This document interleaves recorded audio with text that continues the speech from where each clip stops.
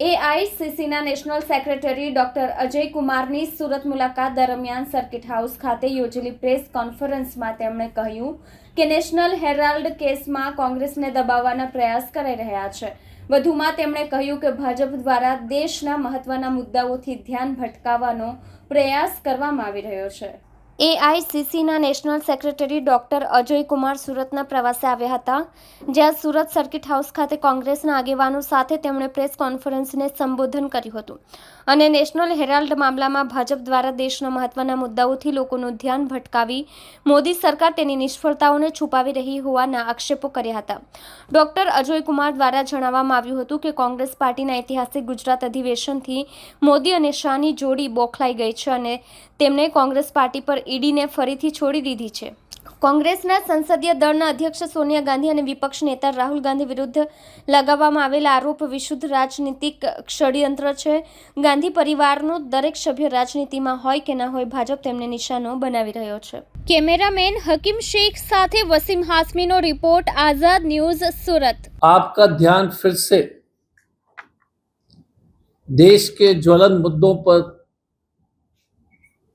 ध्यान वापस डालने के लिए पूरे देश में कांग्रेस पार्टी प्रेस कॉन्फ्रेंसेस कर रही। सूरत में जिस तरह से डायमंड उद्योग या टेक्सटाइल उद्योग में जिस तरह से प्रहार की जा रही है, खासतौर से डायमंड इंडस्ट्री से, आपने देखा होगा कि सूरत और गुजरात को छोड़ करके देश के अन्य हिस्से में इस पर कोई चर्चा नहीं है। भारतीय जनता पार्टी के लोग तो एकदम चर्चा बंद कर दी और प्रमुख टीवी चैनल हो या प्रमुख अखबार में हो, देश भर में किसी को, बहुत कम लोग को जानकारी है कि किस तरह से सूरत को बर्बाद किया जा रहा है भारतीय जनता पार्टी के नीति के चलते। हाल में एक परिवार के पूरे सदस्य ने आत्महत्या किया था और लगातार यह कहानी जारी है, लेकिन भारत के बाकी हिस्से में कोई चर्चा नहीं। और कारण इसलिए कि भारतीय जनता पार्टी एक्सपर्ट बन चुकी है ध्यान भटकाने में। भारतीय जनता पार्टी का यही एक षड्यंत्र देश के लोग के साथ, कभी हिंदू मुस्लिम शुरू कर देंगे, कभी अजीब अजीब बातें उठा करके जो है पूरा टीवी के डिबेट से लेकर के अखबार का डिबेट उस पर ध्यान भटका देंगे।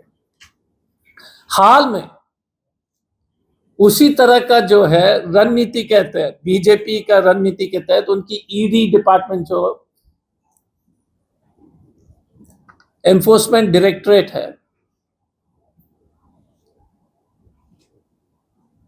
भारत के आम लोग उसको बीजेपी के इलेक्शन डिपार्टमेंट के रूप में जानते हैं, क्योंकि ईडी जो है वो अब बीजेपी की इलेक्शन डिपार्टमेंट हो चुकी है। इन्होंने सोनिया जी और राहुल जी के ऊपर चार्जशीट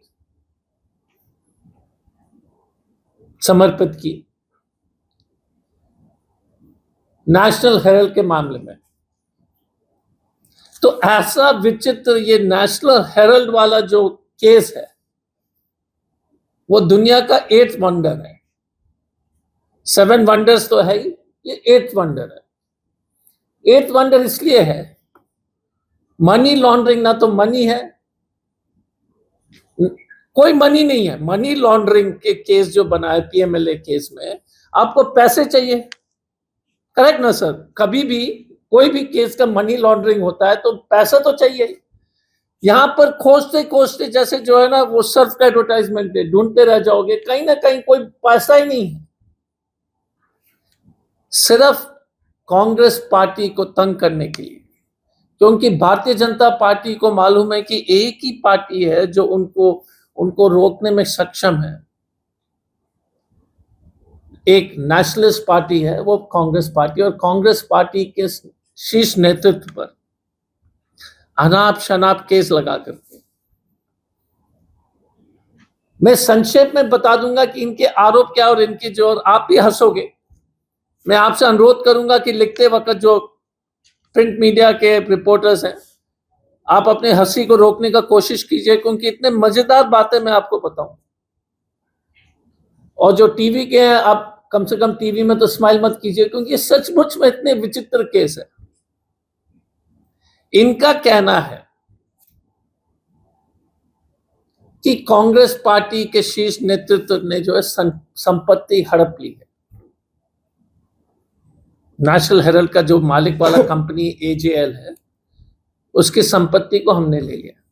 पिछले 50 साल में जो है एजेएल, एसोसिएटेड जर्नल लिमिटेड, जो नेशनल हेराल्ड उनसे संबंधित अखबार के जो मालिक है, वो लगातार लॉसेस में चलते गए।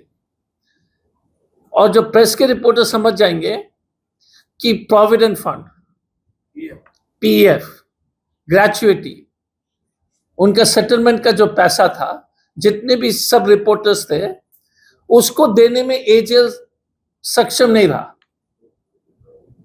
जितने पुराने रिपोर्टर्स थे, जितने पुराने लोग थे जो अखबार में काम कर रहे थे, उनके जो है रिटायरमेंट बेनिफिट्स हो, सबको जो है देने के लिए, तो इसीलिए कांग्रेस पार्टी ने कई सालों तक, 15-20 साल के बीच में, जो हमने करीब करीब 90 करोड़ के आसपास जो है लोन के रूप में एजेएल को दिया।